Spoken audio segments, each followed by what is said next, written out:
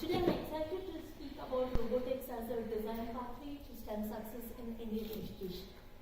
So overall, I'll just start off about my journey into robotics and how, what is the overall education in India and how STEM as robotics can be useful in the Indian education.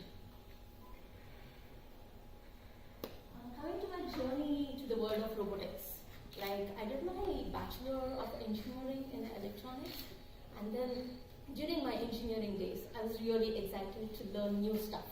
There was a lot of new stuff and I was really excited to learn that.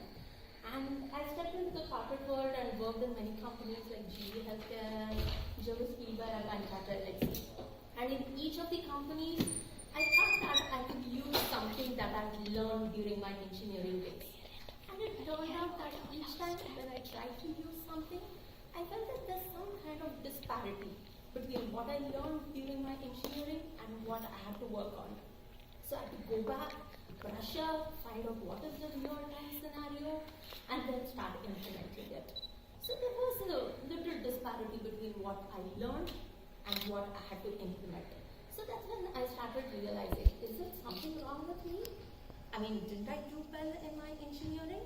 Or is there something wrong in the education? And when I went back and I asked my friends about it, I realized all of us had the same problem. So we started feeling, oh, okay, then there might be something wrong in the way education is, the way things are taught in India. And that's when we thought, okay, the Indian education is so much theoretical. It's not hands-on at all.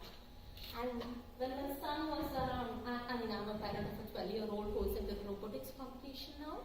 And when he was around 4 or 5 years old, I just put him to a place called Science Utsav, which teaches science as a hands-on approach.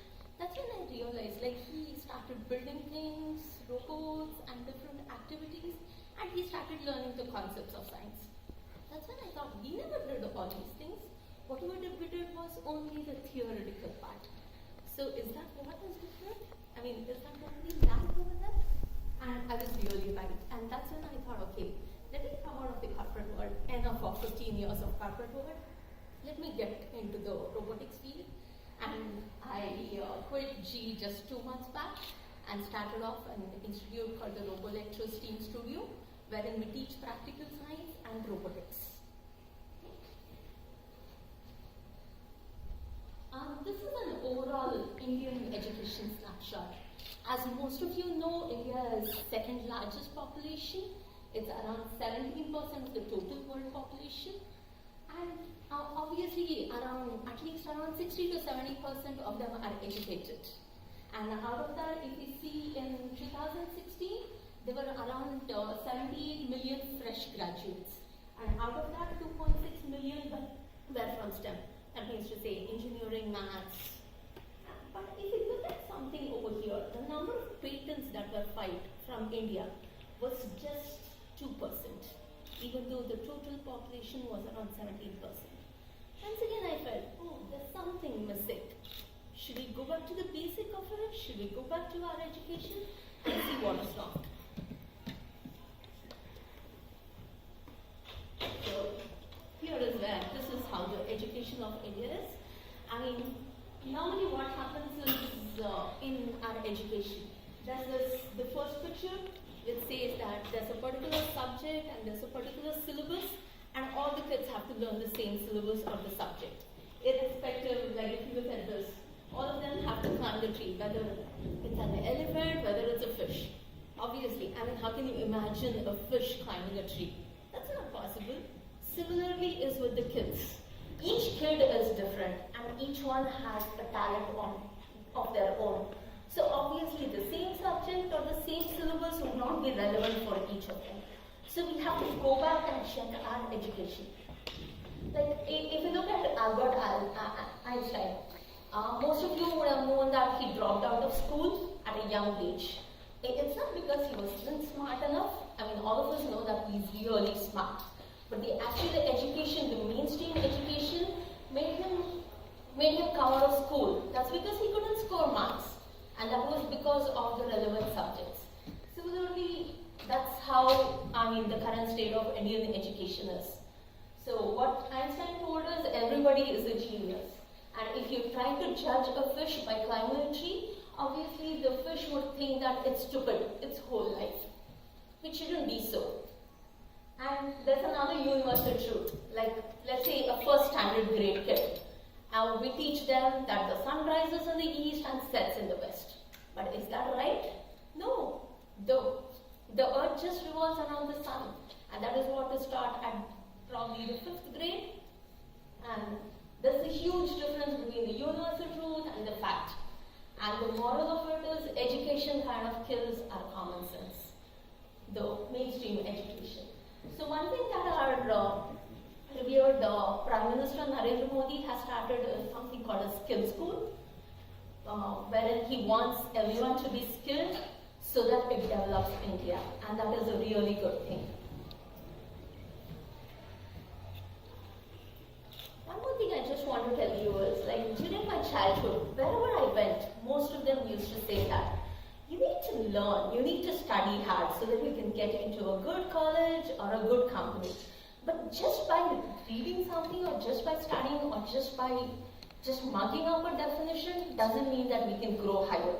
We should always have some kind of hands-on approach, do hands-on. I mean, make mistakes, design something, make mistakes and have failures. That's okay, not a problem. That's when you face the world in a better way.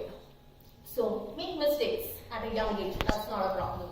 Make mistakes, design your own stuff and then grow higher. That would be a much better way of education. Here I would want to kind of compare education with an iceberg. Like all of you would have heard about the Titanic, and what Titanic thought was the iceberg is just on the top, but there was a much bigger iceberg in the bottom. Similarly is with education. I mean, we can teach kids just to solve a particular problem. We can just give a problem and we can teach them, okay, this is the solution. Just step 1, step 2, step 3. But is that the right way? No, because we'll just be solving only the tip of the iceberg. But if we really want the kids to learn, that's when we have to look at a whole solution, give them the problem, ask them to think creatively, come up with their own solution, let them design it, let them try it out. And that's when they'll learn better. And one best part about robotics is we can actually look at the real problem through robotics and make the kids learn through robotics. All of you would have heard about the STEAM. STEAM is nothing but science, technology, engineering, and arts and maths. So robotics is a part of the STEAM education which actually integrates all these 5 concepts.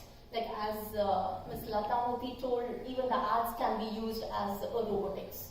So this is just an overall. I'll get into the details about it on how STEAM can be a value addition to education.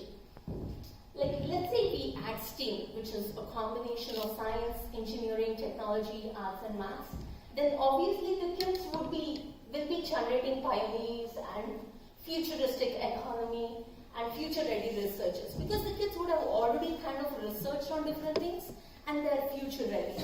And also on the innovators. Since they'll be following a STEM approach, they try to innovate at a young age, so they're much ready as they grow higher.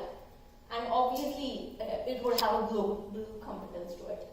And since they'll be using the latest technology, they're ready for the future. And this is how it's beneficial to the kids. Like if you look at an industry connection, normally if we just look at an education from a bookish perspective, just from a textbook, most of us what we do is we just learn the definition by heart and during the exams just spit it out just to get marks. But just by doing that, are we gaining anything? We are not actually relating it to the industry at all. Through robotics or through STEAM, we can actually relate to an industry concept. I have a couple of videos further down wherein I'll explain on some of the industry related. And application of science and maths. Like there is this one project that I ask my kids to do. Like we build a robot, find out what is the radius of the wheel, and use the circumference formula, which is the 2 pi r, to calculate the value. the circumference would be nothing but one rotation. So just by calculating the 2 pi r value, you find out the rotation, which would be nothing but the distance that's moved. So using that, the kid actually can relate. Okay, this I have learned 2 pi r in my school, and how do I relate it into the real world scenario? Is through robotics. So that is nothing but application of science and maths.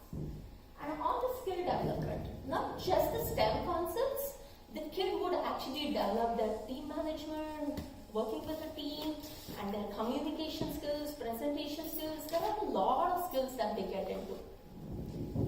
And varied career opportunities. Normally what happens is, like, let's say someone graduates, and at least in the Indian education, once we graduate, there are no way wherein we can come out of that graduation. Let's say I'm a science graduate, but I finished those 4 years of science graduation, and I feel, no, I'm not right for it. Probably I would be a better in the arts division. But by then it's too late, and there are no chances wherein I can change it.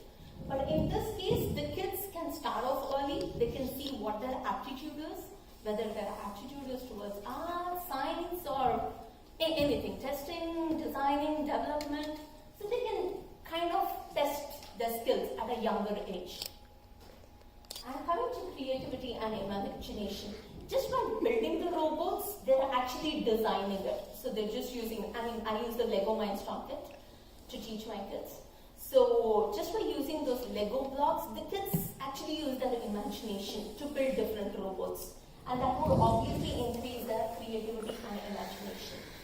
And on the holistic learning, because it's an overall development, the STEAM education is an holistic learning for the kids. And going into detail about, we know that robotics is a part of STEAM, but how can robotics be helpful? Like, first thing is the science. So by doing a robot, what they do is they observe, and they have this research attitude. So they try to find out what can I do out of it. And they build and organize knowledge into testable. Like if we see the robotics, the RoboFest competition, they would have given a particular task. So the kid actually builds the model, tries it out, checks whether it works, and then redesigns it. So it's an ongoing process. That's where they learn the observation as well as the research attitude. And coming to the real world solution. By doing robotics, they know how it is relevant in the real world scenario. And on the mechanical software and concepts, since robotics is a complete combination, integration of mechanical, electronics, and software, it would be an overall development for the kid. And as I told you, for the imagination and creativity, the kids' out-of-the-box thinking increases. And on estimation, calculation, round-off, measure, weight, those are whatever the maths concepts that they learn, similar to that for 2 pi r. Coming to just one of the examples, these are some of the projects that I make my students do. Okay, so just to understand a simple mechanism of gear, if you just look at that gear down and gear up, if a kid actually reads through it, just by reading through it, it gets really confusing for them. There are a lot of these high-tech terms, jargons, which the kid really finds it tough to understand. But if they actually do it hands-on, and then go back and read at that definition, they'll understand much better. And that is what is a hands-on approach. So I'll just show you this video, which was actually built by. And whatever we follow is these steps. We let the child imagine, design, build, code, test, observe, and probably retest, redesign, and conclude, and obviously enjoy. So I'll just show you one video wherein the kids have created 2 models. One is called a paper cutter, which does not have the gear, and one is a windmill or the fan, which has a gear up. So by just doing that, they understand how gears are useful.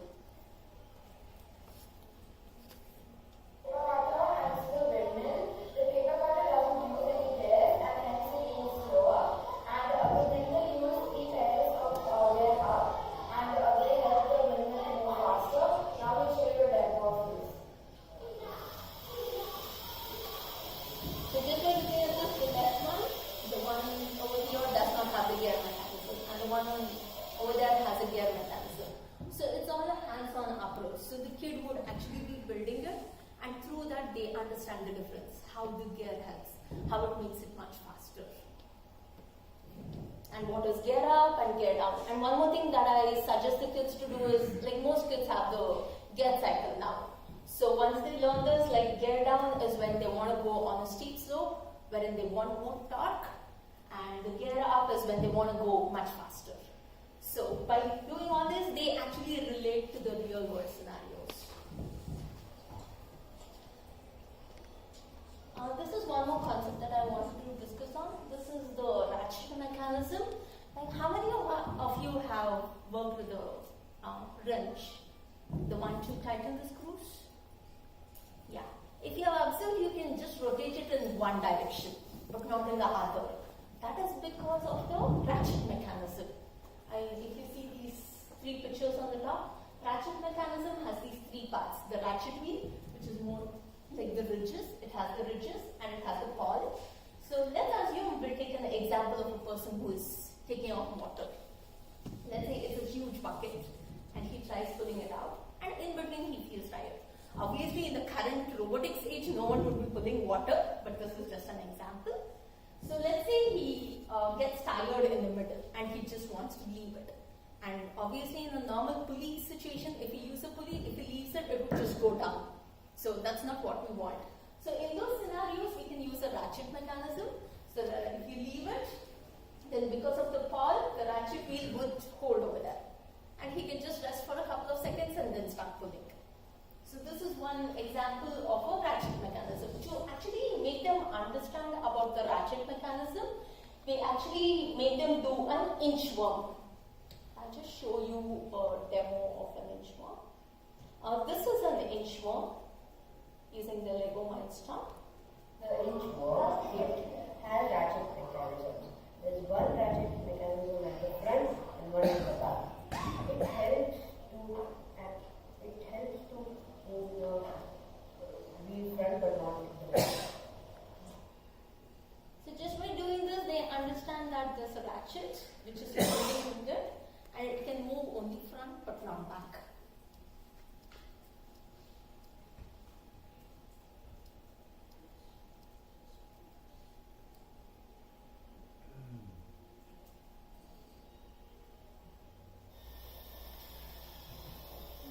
So this is an inchworm. So the best part is they have fun building it, building the robot, writing the software, and also integrating a STEM concept to it.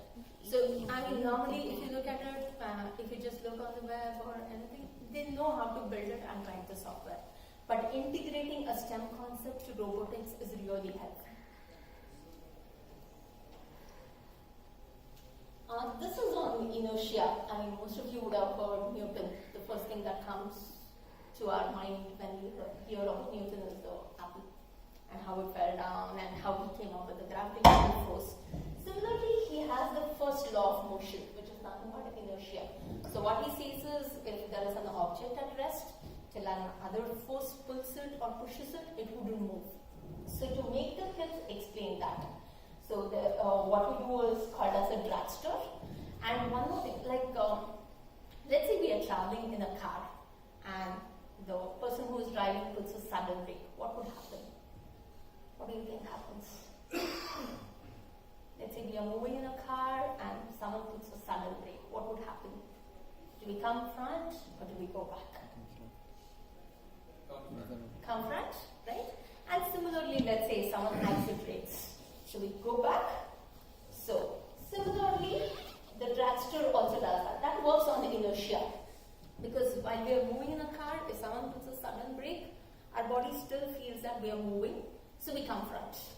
And if we accelerate, we are still in motion, but our body still thinks that we are still in rest, so we go back. So that is nothing but inertia. So I'll just show you a demo of Concepts of inertia.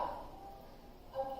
So this also applies to Newton's first law of motion, which is an object will keep moving unless someone or something obstructs it.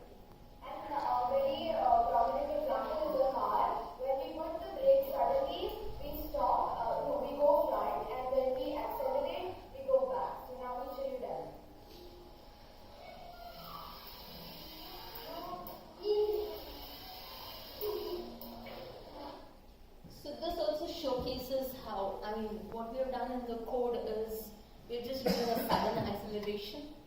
100 speed and a sudden break. So as soon as it breaks, it comes up and it goes down. So through that, they learn about inertia. Yeah, these were some of the examples, more of the technical examples on how STEM can be useful. STEM through robotics can be useful for the kids. But overall, I mean, other than STEM concepts, robotics is really helpful because it increases the creativity and it obviously looks at the logical thinking of the kid. While they're actually coding, they would be thinking from a logical aspect. What should I put next? What is the next code that I have to put in? So through that, they learn the logical thinking and obviously problem solving. Like let's say we give a particular challenge to a kid. So they start thinking from different aspects and they start looking from an engineering design cycle. They start innovating, they start designing, they start troubleshooting and testing. And obviously it includes the STEM concepts and the confidence building. Like whatever kids, the videos that I showed, initially they started telling, no, I don't want to be in a video because these were whatever I took just a couple of weeks back and I told them I would be using it for the conference. They told, oh, it's going to be, I'm scared about it. But then they started thinking, okay, I've learned so much, why don't I show it? So that is what is confidence building. And obviously on the teamwork, leadership skills and presentation skills, as they start working as a team, especially if it's a one child in the family, they don't know how to share and they don't know how to share with other kids. So it obviously increases the teamwork. And on the leadership skills, they know how to work as a team and also on the presentation skills. Anything that they do, they have to present it out. Only if they present, they learn better. So that's one more thing that they learn on robotics. So overall, what I would like to conclude is, robotics can be used as a design pathway for STEM success, and especially in Indian education. I think probably some parts of this might be valid across the world, and it can actually increase and it can actually develop the kid as an overall development. Thank you.